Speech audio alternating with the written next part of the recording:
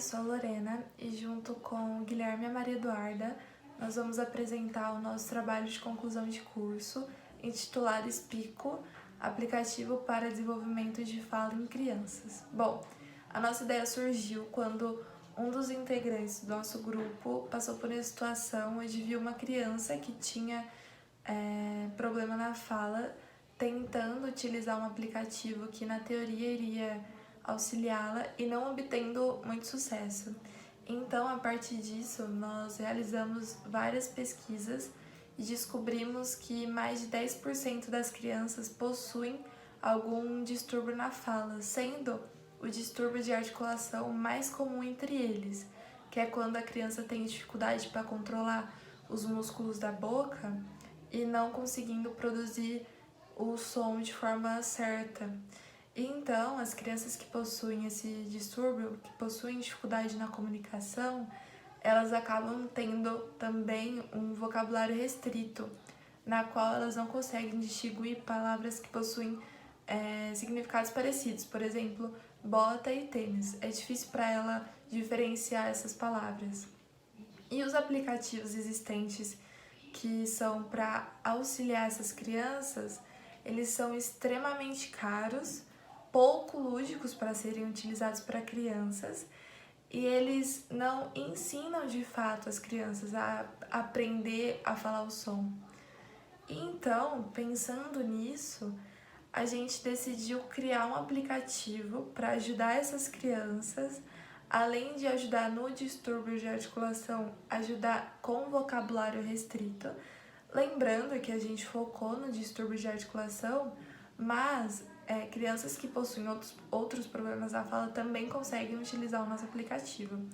Então, a gente desenvolveu ele com jogos e histórias interativas, com uma interface bem lúdica e eficiente para ser utilizado por crianças. E a gente decidiu criar um campo para os pais, ou se a criança tiver algum acompanhamento médico, conseguirem acompanhar a evolução dessa criança com um gráfico mesmo. Bom, agora falando um pouco mais sobre como a gente desenvolveu, o que a gente usou para desenvolver, fazer a comunicação entre as diferentes linguagens e a nossa forma de armazenamento de dados, eu vou falar um pouco aqui, pelo menos as principais plataformas e linguagens que a gente usou. A princípio, a gente queria usar o Flutter o Dart como linguagem principal, usando o framework Flutter, ambos da Google. E a gente achou que daria para fazer tudo apenas com eles. Só que, com o tempo foi passando, a gente amadureceu nossa ideia e a gente decidiu fazer um modelo de machine learning para reconhecimento de áudios. E para isso, uma das linguagens mais conhecidas para fazer esses modelos, né, é o Python, que foi o que a gente decidiu usar para o nosso modelo. Além disso, a gente precisava achar uma forma de comunicar o nosso modelo com o nosso aplicativo e vice-versa, porque a gente precisava mandar áudios do aplicativo para o modelo e o modelo retornar o quão próximo a criança tinha falado o fonema. Então, por exemplo, se ela falasse o fonema A, o modelo teria como base os As coletados, que eu vou falar um pouco mais pra frente, e retornaria o quão por cento o áudio que a criança disse no aplicativo está de acordo com o embasamento dele. Para a gente armazenar os áudios, os cadastros e tudo mais, a gente achou o Firebase a maneira mais fácil de fazer tudo isso. Agora falando propriamente sobre o desenvolvimento do projeto. No primeiro semestre, todo mundo sabe que foi um pouco turbulento, um pouco difícil da gente conseguir fazer tudo o que a gente tinha que fazer, foi bem difícil. Mas a gente principalmente focou na parte de documentação, de pesquisa e de reunião nesse semestre. A gente quis adiantar tudo o que fosse possível de pesquisas e tudo mais para começar o aplicativo realmente com embasamento. A gente marcou reuniões com fonoaudiólogas, que são, obviamente, especialistas, né, na parte de fonoaudiologia. entendemos os problemas, pesquisamos sobre, pegamos diversas fontes, montamos os nossos documentos principais, né? O plano de pesquisa, o projeto de pesquisa, os nossos termos de consentimento, tanto para os pais quanto para as crianças, que a gente teve que coletar os áudios, e mandamos tudo isso para o Comitê de Ética da Unicamp. No começo do segundo semestre, a gente recebeu a aprovação do comitê e a gente seguiu para as próximas etapas. Porém, no primeiro semestre ainda, a gente fez a criação das nossas narrativas das histórias interativas. No nosso caso, a gente apenas criou a lavanderia, porque a gente quis dar um enfoque muito especial para ela.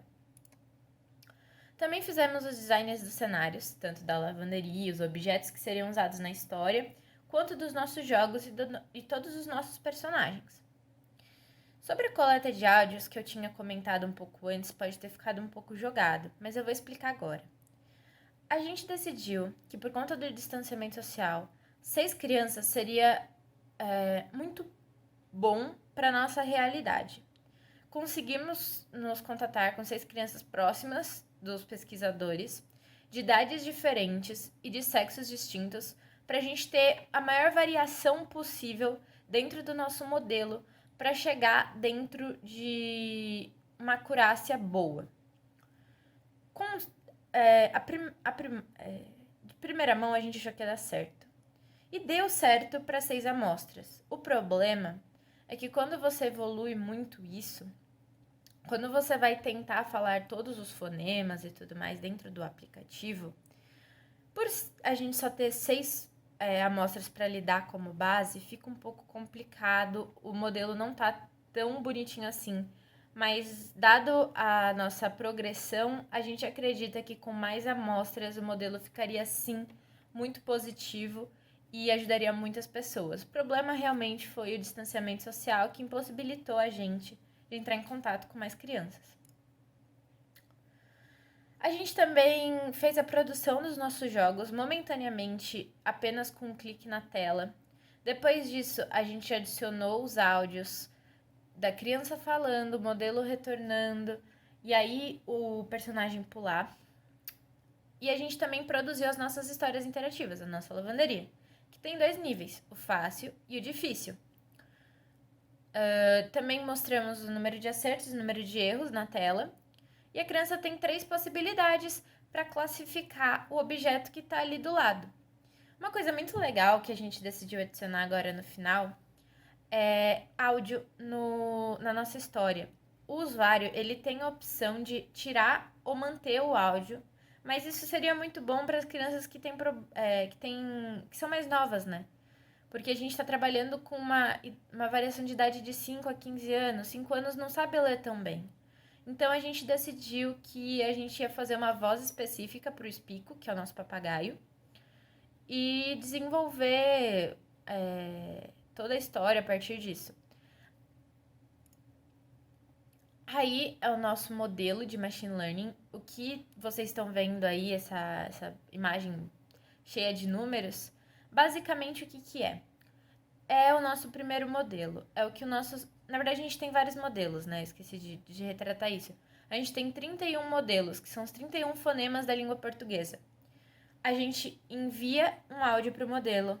Ele vai para aquele modelo específico. Então, tipo, se a criança falou o A vai ser mandado. Eu vou pegar o modelo que corresponde ao fonema A, enviar os dados, e o meu modelo ele vai retornar o quão bonitinho a criança falou aquele fonema específico. Aí na imagem, no lado direito de vocês, é a certeza que o nosso fonema tem, do nosso modelo tem, que aquele fonema tá certo. Então, como vocês podem ver, a gente testou apenas com fonemas certos para mostrar. E todos eles foi uma acurácia excelente, muito melhor do que a gente esperava. Então, a gente ficou muito feliz com isso. E a gente também teve que fazer a API, como eu comentei um pouco antes, para comunicar, né? O Flutter, nosso aplicativo, com o nosso modelo de machine learning. Usamos diversas classes, como uma classe que a gente chama de comparador. Esse comparador vai justamente comparar o fonema que foi enviado do aplicativo para o modelo de machine learning. Bom, além disso, nós fizemos a adição do reconhecimento de fala nos nossos jogos. Basicamente, quando o usuário for selecionar um deles, ele vai ter que escolher alguns fonemas para que sejam trabalhados durante o jogo. Ou seja, ele vai ter que falar, tentar pronunciar esses fonemas, ok? Que, a partir de um sistema de captação de áudio, que nós fizemos justamente para isso, vai reconhecer os fonemas que ele está tentando pronunciar, vai pegar esses áudios e mandar para a nossa IA, para o nosso modelo de machine learning, através de um servidor, que vai ver o quão certos estão esses fonemas. O quão perto essa pronúncia está da pronúncia que deveria ser realmente feita, ok? Bom, nós também fizemos uma aba com a história dos nossos personagens. Porque nós quisemos dar um certo significado em homenagem a algumas figuras históricas para os nossos personagens. Por exemplo, nós temos o menino Leonardo, que é baseado no Leonardo da Vinci. Um homem que foi muito importante para a história, tanto em quesito às artes, tanto na área das ciências, que foi também muito importante, principalmente no período da Renascença. Bem, logo em seguida, temos a aba de evolução da criança, evolução do usuário. Primeiramente, nós colocamos uma senha para que só apenas os responsáveis ou o fonoaudiólogo possam acessar essa aba, certo? Colocamos uma senha especificamente para isso. E ao acessar essa aba, como vocês podem ver aí na apresentação, você vai poder escolher um dos fonemas, certo? E, ao mesmo tempo, vai gerar um gráfico com a porcentagem de acerto e a quantidade de vezes que a criança treinou aquele fonema, tentou pronunciar esse fonema, ok? O que vai ajudar muito para realmente visualizar o quanto a criança está melhorando. Bom, nós também fizemos uma parte dessa aba para as nossas histórias interativas. Então você vai poder escolher as histórias interativas que nós temos, no caso só temos a lavanderia, e vai ter lá certinho o dia, a data, o horário, a quantidade de acertos e a quantidade de erros, ok? Bom, agora nós vamos mostrar o vídeo, certo? De um tutorial que fizemos para ajudar aqueles que estão começando a mexer no aplicativo. E tem Oi, eu muitas vim dúvidas. aqui explicar para vocês um tutorial de como usar o jogo, qualquer um dos nossos jogos. Bom, o único que não tem duas opções de personagem é o jogo de 5 a 7 anos, então ele só vai ter uma tela antes de iniciar o jogo. Os outros, você vai ter a opção de escolher qual dos dois personagens você vai querer jogar. Mas eu vou usar o dos 7 a 10 anos só para dar um exemplo para você. Bom, aqui vocês podem escolher 2 fonemas, tem que ser necessariamente 2. A gente tem 3 páginas, como vocês podem ver, e eu vou aqui como exemplo usar o A e o E. Vocês podem habilitar ou desabilitar a função de som nos nossos ajustes. E caso vocês deixem habilitado, vai ter o som dos fonemas quando clicarem nos botões. Quando eu dou pronto, eu posso escolher qual dos dois eu quero. Eu vou jogar com o Isaac. E aí eu falo o fonema que tá aparecendo embaixo. Como vocês podem ver, tem fonema atual. Por eu estar gravando, eu não vou ter acesso ao meu microfone. Mas, se depois que você falar o fonema que está na tela, ele pular, quer dizer que você conseguiu falar o fonema da forma correta. Ou pelo menos melhor do que anteriormente. Caso não, você acaba perdendo o jogo. Mas são 10 fonemas por rodada. Depois disso, só jogar de novo, se vocês quiserem e tudo mais. Bom, então é isso. Esse foi o tutorial, certo? Que nós fizemos. E agora vamos falar um pouco sobre alguns problemas que nós tivemos durante o desenvolvimento do nosso projeto. Bom, acredito que o maior problema que nós tivemos foi a pequena quantidade de dados que conseguimos coletar para a nossa IA. Porque Por conta do distanciamento social, nós tivemos muita dificuldade de fazer muitas coisas. Mas o ápice da nossa dificuldade foi a coleta de dados, a coleta de áudios para o desenvolvimento da IA, do modelo de machine learning. Nós só conseguimos de 6 crianças, certo? Que eram familiares ou amigos próximos aos desenvolvedores do projeto, certo? Então a acurácia da IA não ficou tão boa quanto poderia se nós estivéssemos em uma situação normal, sem distanciamento social, e pudéssemos coletar áudios de dezenas de crianças, ok? Bom, e agora nós queremos falar um pouco sobre as feiras que estamos participando ou as que vamos participar. Bem, a FBIC foi uma feira que nós já participamos e nós ganhamos o 3º lugar nela. Falando um pouco sobre as que nós vamos participar, nós temos a FEMIC, temos a Bragantec e a MCTA, ok? Que elas ainda vão ocorrer, mas nós já vamos participar delas, ok? Bom, e por último, mas não menos importante, nós ganhamos uma credencial para 2021 do Fórum de Ciências e Civilização, que é basicamente uma feira FICC, se eu não me falha a memória, é assim que pronuncia o nome, e nós conseguimos participar desta feira que vai ocorrer no ano que vem na Argentina, sim, na Argentina. Bom, então, muito obrigado pela atenção, e este é o nosso TCC. Esperamos que tenham gostado.